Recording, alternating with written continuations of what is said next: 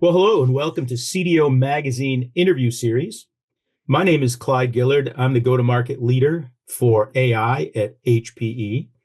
And today I have the pleasure of speaking with Eileen Smith, Senior Vice President, Data and Analytics at Cboe. And what I'd like to do first, Eileen, is certainly welcome you to the conversation, but we're going to discuss the topics of AI and the opportunities and the challenges that preparing to leverage AI brings to the industry and Cboe markets, global markets as a whole. But you've had a long, impressive career at Cboe. I'm wondering if you can tell us about Cboe Global Markets and your responsibilities there. Thanks, Clyde. It's great to be here. So I've been at Cboe for close to 39 years, and we started off as an options exchange. We had one exchange, and we trade listed options. We started listed options in 1973, and innovated into index options in 1983, and we've grown a lot since then. And I've grown with the company. I started off in the research department doing research and product development, moved over into technology about 25 years ago, and now I run the data and analytics team. Our team has a number of different components, including AI, as well as a BI, and some analytics engineering, quantitative research, and our client engagement platform. As you mentioned, we're Cboe Global Markets now, but we were the Chicago Board Options Exchange, so you might have heard of us then. Yeah, and we became Cboe Global Markets after expanding and purchasing BATS in 2017. Well, I appreciate that because I thought I knew Cboe and I learned something new already. So thank you for that. And for the amount of time that you spent in your role, you have certainly seen a lot of changes. And as I've had these conversations, it truly seems that the role of I'm going to say a chief data officer, or just the role of data and the value of data in an enterprise has changed significantly over the years. Data was once something you kind of limited control to, and now it's just critical that everyone have access to this data because you need to leverage it, right? You need to use it for innovation, you need to use it for insights, but it still needs to be protected. So, I'm curious, especially in your industry, very heavily regulated, how and what is your view of data over the years? And how has your role at Cboe changed? And I guess also, third part of the question, what's the importance of data in the exchange industry? I think I have an idea, but I'd certainly like to hear from you. Sure. So for sure, at Cboe, the role of data internally to start has changed a lot. So we've been we run 27 exchanges globally, and they all each run in their own environments. So prior to starting this effort to create a centralized global data platform, all the data resided in each environment separately. So you think maybe there's 27 environments and 27 different databases, and that's just for our trading data, let alone everything else that we include out there. And so what we decided to do in 2020 was, after get all of the data from all of our markets and all of the other data that we need to kind of understand what's going on in our markets into a single data platform. We started on-prem and we migrated into the cloud in 2022. And since then, what we went from very, very siloed data and very, very, local use of data with, here's a business line, has some data from their business. If they wanted more, they had to ask tech, to everything being self-serve. And, and to your point, things were very siloed and very, you had to have SQL skills, or we used to use different languages. You have to be able to code, or you have to use SQL to be able to actually get at the data. And now we've democratized it. I know that's a often used word, but it's really actually happened at Cboe, and it's in almost everyone's hands. It's one of the things that everyone is excited to have and excited to be able to use all the time. So that's been a huge. Yeah. With that perspective, I guess I'm sort of begging the question, what was the biggest aha moment? What's the iPhone moment of data for you? How do you see that? Do you have one? And could you tell us what it is? It's been evolving so much, but I find, we just had a meeting of our senior leadership this week, and it's woven into the conversation. It's not like Eileen presents data because she's in data analytics. It's like all of our global business leaders and all of our global technology leaders are using it all the time. And it's all coming from the same source. We're using it in the same way. Most of us are quoting the same numbers if we're talking about the same thing, which is always a nice thing. But I think I said last year when we were wrapping up kind of with our team of what we thought the highlights of 2024, and that was for me a highlight in 2024, was I think we became a data-driven culture in 2024. I don't know how you can just do that in 1 year, but it seemed like we did. It's it just makes me think of so many different things. And I wanted to begin the conversation around data, even though we're talking about AI, because AI is massively data hungry, right? You just can't feed it enough data.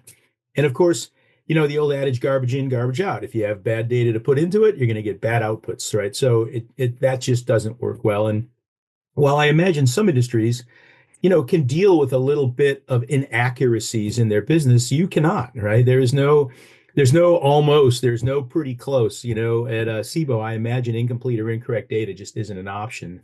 So that's correct. With data so important, and yet data everywhere, you mentioned it, you sort of consolidated all your data, which is pretty impressive. It's in a lot of different formats, it's everywhere. How did Cboe, how did you organize this data, right? It's more than just accuracy. It's how do you prepare it and how do you get it ready? So I'm curious, I'm sure many people listening will be wondering, I've got data all over the place. How do you put everything, in a true north direction? How did you do that? So we had one really good thing underpinning it is that we have a single trading platform called Cboe Titanium, and it generates very similar data out of all of our markets. So that helps a ton. I'm grateful for that. However, what we ended up doing was it generates a very basic set of data. I will say what happened. So what we did was we created another application, which then goes and mines the data and comes up with things that are actually important for us to know and understand about our markets. So instead of having just a stream of a whole bunch of stuff, we now have data that is bespoke and usable for our different kind of the different business applications. So it's been a combination of the two things: the basic data and this bespoke data that we've created that has made this a really good journey. And what I would say is like all of our markets are different, but they're all similar. So when we start with a base, we said, this is what we're going to do for our markets. And we might have to do different types of specifics might be different, but we're going to do the same thing for all of our markets. And it's put us in a position. When we originally started, there was a thought that we go to each business unit and ask what they want. And we kind of put a kibosh on that early on and said, look, this is a good set of data that we're going to create. We're going to make it appropriate for that particular market, but we're not going to just create a whole bunch of different things. So it's worked out quite well. So if you go to one business leader and they say, oh, I'm looking at this on the option side, you can also look at this on our equity side because we have all of it. Well, 27 different business units, I think you said you're going to get 28 different answers to that question. So at least. I think you certainly did the right thing by standardizing and consolidating. And, and that I think brings you more power to your data because now that you have it in one place and sort of in one format, or at least, in one container, if you will, you really do have a chance to leverage it. And I guess to that point, one more question about data. In addition to volume, right, and the modalities, it's the speed that is incredible. And especially, I would think in your world, the acceleration of all this different data that has to be ingested and stored, and then you've got to make it available for consumption. And then you have to have the infrastructure to support that. You mentioned that you were on-prem and you moved to the cloud. And I'm curious, what drove that thinking for one? And then second, what policies and procedures have you seen work at either within your organization or others that help organize not just the storage of the data and the consumption of the data, but the infrastructure to support it as well? When we started on the on-prem stuff, it just became too constrained too quickly. It was just, we were just going to have to throw hardware at it. And we felt that the elasticity of the cloud is a lot more useful for what we have. And to your point, we have a ton of data and it isn't being used all the time. So so keeping it in a place and keeping the storage capability and the processing capability to use it all the time isn't necessary. It needs the elasticity is a really good way to deal with it for us for what we need. And then the other thing we try to do is try to create. So we on the options in our options markets, we generate our options exchanges, we have 4 of them in the US, they generate, you know, hundreds of billions of quotes every day. And it's an absurd number. But on the one hand, on the other hand, probably nobody needs to look at all of those. So we look at ways of summarizing, we look at ways of presenting data so that people can actually use it. So they're not going against all that data and trying to figure out how to use it. So that's been a big important piece of it. Our customers use it and our customers get it all real time. And one of the things I will say is that over my almost 40-year career at Cboe, it has been one constant is that the size of our data and the speed of our data grows with the size of the hardware and the capabilities of the hardware.